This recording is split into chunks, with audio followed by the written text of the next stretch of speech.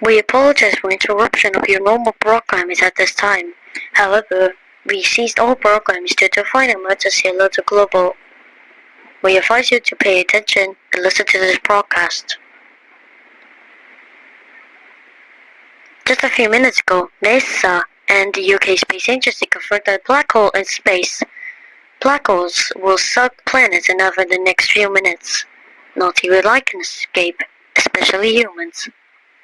We know this is sad to hear, however, we advise you to stay calm. We know this is the end of the world. We also know that the end of the world is the saddest thing to hear. You also may experience the pain as death after you be sucked to a black hole. You can also try EAS suicide, and it is still authorized. However, we do not try if you recommend doing it. To kill yourself, use a blade knife and slice to your throat. You may die in a few seconds and experience painless death. We do not recommend doing this in front of your family, as they need your support during these final moments. Say your final goodbyes to your family and tell them how you love them and care them.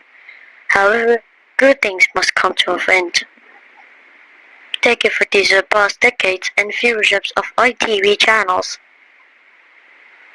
We will now cease operations and signing off with the national anthem. Goodbye, viewerships and ITV.